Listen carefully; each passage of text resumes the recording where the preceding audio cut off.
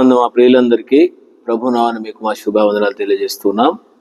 ఇది మన యొక్క బైబిల్ పఠనము, పరిశుద్ధ గ్రంథం బైబిల్ని ఆధారం చేసుకొని కార్యారంభము కంటే కార్యాంతము మేలు అనేటువంటి మాటను అనుసరించి ప్రసంగి గ్రంథం 7-8 వచనాన్ని ఆధారం చేసుకొని చివరి దినాల మనం ఏ విధంగా మనం జీవించాలో మన ప్రియులు, మన పితరులు, ఇశ్రాయేలు ప్రజలకు దేవుడు మోషే ద్వారా ఇచ్చినటువంటి ధర్మశాస్త్రం యొక్క విధులను గురించి మనము చూస్తూ ఉన్నాం. ఈ దినము కూడా నిర్గమకాండము 23 అధ్యాయము 23, 4, 5 వచనాలు. నీ శత్రువుని ఎద్దైనను గాడిదైనను తప్పిపోతుండగా అది నీకు కనబడిన ఎడల అగత్యముగా దాన్ని తోలుకొని వచ్చి వానికి అప్పగించవలను. నీవు నీ పగవాని గాడిద బరువు కింద పడి ఉంటే చూసి దాని నుండి తప్పింపక యుందువని నీవు అనుకునినను అగత్యముగా వానితో కలిసి దాన్ని విడిపించవలను. ఈ 2 మాటలు జ్ఞాపకం పెట్టుకోండి.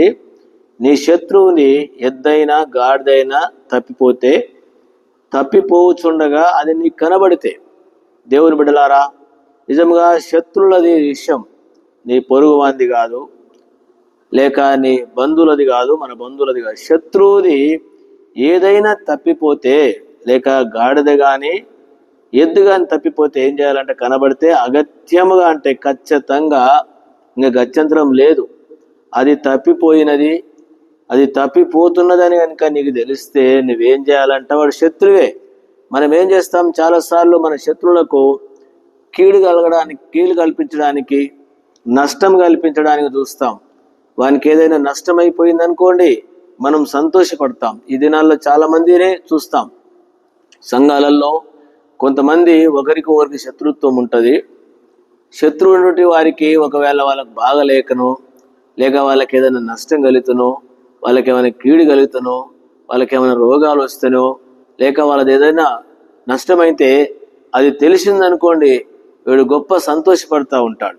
కానీ ఏం చేయాలంట, ఆ వ్యక్తి గురించి ఏం చేయాలంటాడు, ఒకవేళ ఏదైనా తప్పిపోతే అది నీకు కనబడితే దాన్ని తీసుకొచ్చి అగత్యంగా నీవు అప్పగించాలి.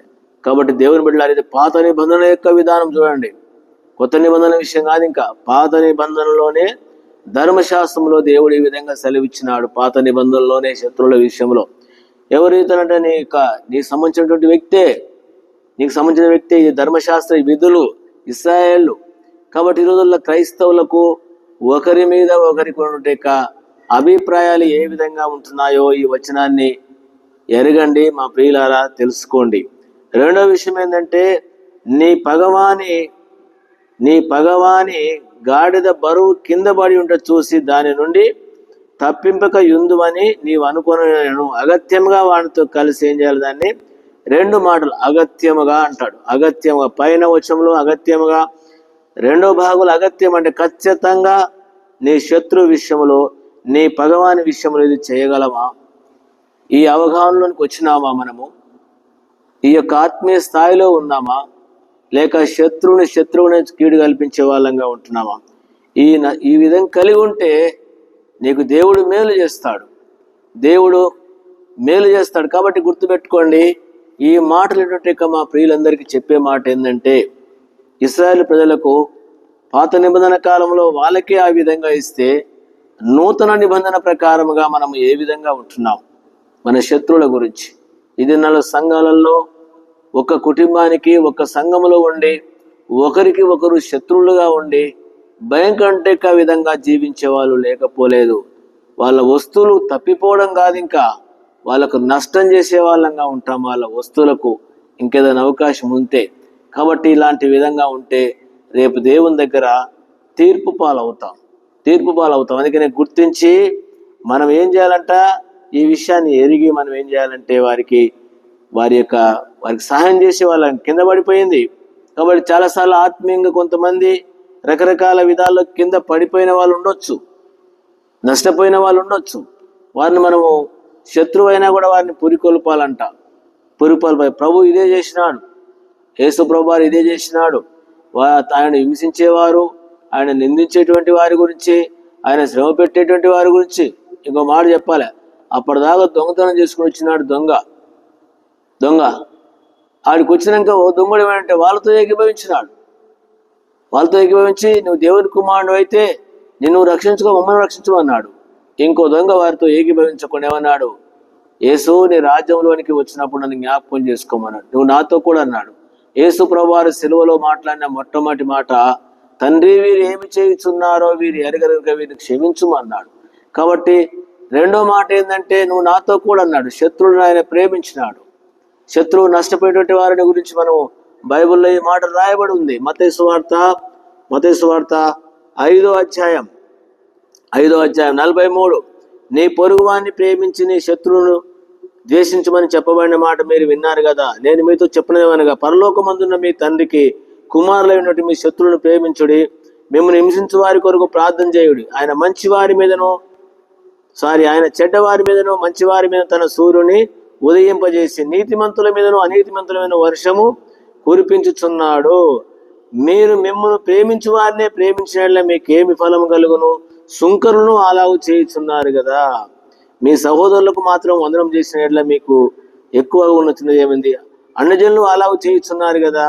మీ పరలోకపు తండ్రి పరిపూర్ణ కనుక మీరు పరిపూర్ణులుగా ఉండదు. ఎవరైతే ఈ విధంగా ఉంటారో వారు పరిపూర్ణులుగా చేయబడ్డారని, పరిపూర్ణులు అవుతారని చెప్పేసి గమనించండి.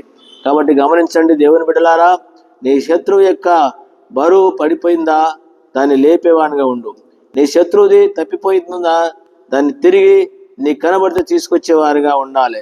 ద్వితీయోపదేశ కాండము 22వ అధ్యాయంలో దేవుని దాసుడు రెండవసారి దేవుని యొక్క ప్రజలటువంటి యొక్క ఇశ్రాయేళ్లకు చెప్పేటువంటి యొక్క మాటను మనము ఎరుగుదాం. 22 నుండి 22 ద్వితీయోపదేశ కాండము 22 మాట నుంచి, నీ సహోదరుని ఎద్దు గాని గొర్రె గాని తప్పిపోవట చూసిన ఎడల నీవు వాటిని చూడనట్లు కన్నులు మూసుకొనక అవశ్యముగా వాటిని నీ సహోదరుని యొద్దకు మళ్లింపవలెను. నీ సహోదరుడు నీ దగ్గర లేకపోయి ఉండిన ఎడల, నీవు అతని నెరగక పోయిన ఎడల దానిని నీ ఇంటికి తోలుకొని పోవలను. నీ సహోదరుడు దాన్ని వెతుకుచు వచ్చే వరకు అది నీ యొద్ద ఉండవలను. అప్పుడు అతనికి దాన్ని మరలా అప్పగింపవలను. అతని గాడిదను గూర్చి వస్త్రమును గూర్చి గాని నీవు అలాగున్నే చేయవలను. నీ సహోదరుడు పోగొట్టుకున్నది ఏదైనా నీకు దొరికిన ఎడల అతడు పోగొట్టుకున్న దానిని గూర్చి అలాగున్నే చేయవలను. నీవు దాన్ని చూడనట్టుగా ఉండకూడదు. నీ సహోదరుని గాడిద గాని ఎద్దు గాని త్రోవలో పడి ఉండుట నీవు చూచిన ఎడల వాటిని చూడకున్నట్టు కన్నులు మూసుకొనక వాటిని లేవనెత్తుటకు అగత్యముగా సహాయము చేయవలను. గమనించండి, రెండవసారి కూడా ఈ మాట ఇస్రాయేలు చెప్పబడింది. ఈ మాట ఏంటంటే, మా ప్రియులారా, మేము సేవకులమైనా, మీరు బాధ్యత గలవారైనా, పెద్దలైనా, పరిచారకులైనా, సంఘంలో ఎవరైనా శత్రువుల విషయంలో, పగవారి విషయంలో ఈ విషయాన్ని చేయవలసిన వారంగా ఉంటున్నాం. ఇది దేవుడు చెప్తున్నట్టు మాట, దేవుడు చెప్తున్న మాట. ఇంకొక మాట కూడా నేను చదివి తెలియజేయాలని మీకు మనవి చేస్తూ, చాలా విషయాలు రాయబడ్డాయి కానీ ఇవన్నీ ఇప్పుడు గుర్తు చేయలేము.